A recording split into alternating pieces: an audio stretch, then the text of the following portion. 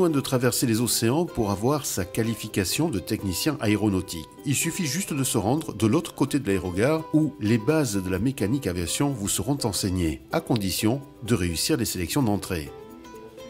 En numéro de séquence, le numéro, l'item, comme chez nous. Ce qu'il faut juste voir, c'est qu'ensuite, il y a une convention.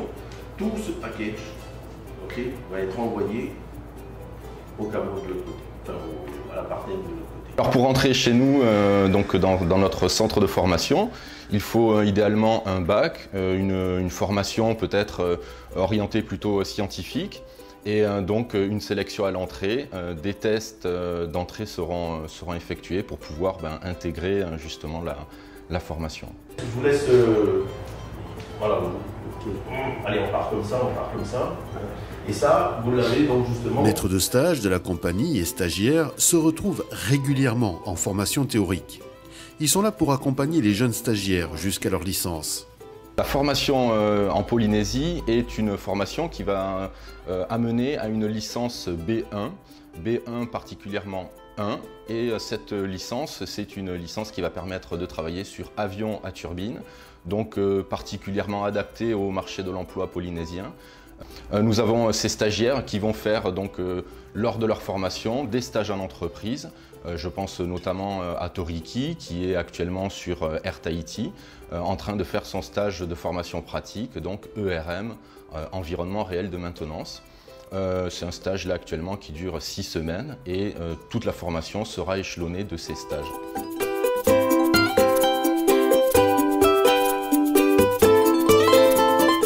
C'est aujourd'hui que le responsable du centre de formation vient faire une évaluation de l'un de ses stagiaires.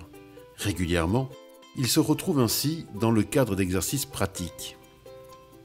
Normalement, il faut attendre 1h30 afin de refroidir le moteur pour pouvoir inspecter le moteur, inspecter l'huile, inspecter tous les composants de l'avion. Et du coup, le ventilateur ici sert à accélérer le temps de refroidissement. Alors il y a une carte de travail, il y a une procédure à suivre normalement justement. C'est une procédure propre à Air Tahiti, donc à ATR, comme on est dans un milieu salin, du coup tous les avions au monde ne font pas un rinçage moteur, donc quotidiennement. Bien sûr, on pourra aller voir ça justement avec le tuteur de stage qui a justement accès à la documentation pour pouvoir faire un rinçage moteur complet. Alors les stages, c'est pour cela que donc, Air Formation a des partenaires au sein de l'aéroport de Tahiti. Je pense notamment à actuellement 6 partenaires tels que Air Tahiti ou Jet Aviation ou TNH, Air Tetiaroa pour ne citer que, également TASC. Les stagiaires seront amenés effectivement à effectuer des stages au sein de ces entreprises et pourront passer d'une entreprise à l'autre, ce qui leur permettra de voir le métier sous différents angles. Donc sur des rinçages moteurs, donc un rinçage de désalinisation. La carte associée. Une carte associée. Exactement. Et donc cette carte associée, est-ce que tu es capable d'aller la chercher ou de me montrer où est-ce qu'elle se trouve? Oui, bien sûr.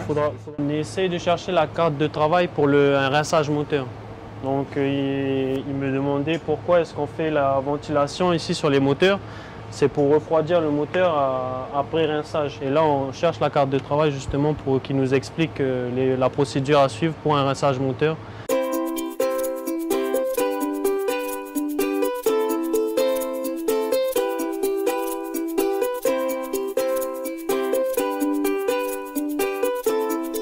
Les Polynésiens ont la chance d'avoir une formation qui est adaptée au marché.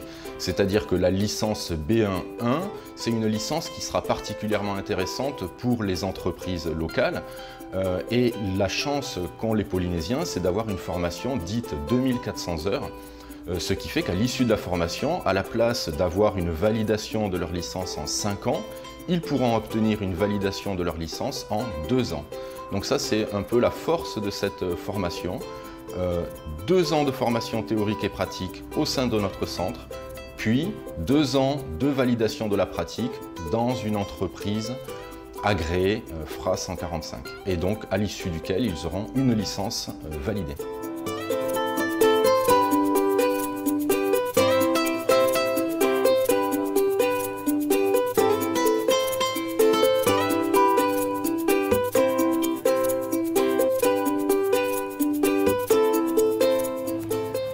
L'aéronautique en milieu ilien génère beaucoup d'emplois.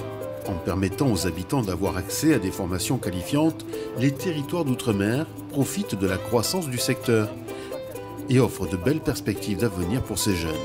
Des jeunes pour qui le rêve devient réalité. C'est un petit peu le rêve de l'enfant et puis peut-être la partie qui est un peu inaccessible. Et puis finalement, si c'est accessible. Et c'est ici en Polynésie, c'est le réel, quoi. Donc là, il y a une deuxième promotion qui va rentrer au mois d'août. Et puis là, c'est une vraie réussite. Moi, quand je vois les stagiaires comme Toriki, c'est vraiment super, quoi. C'est très très bien.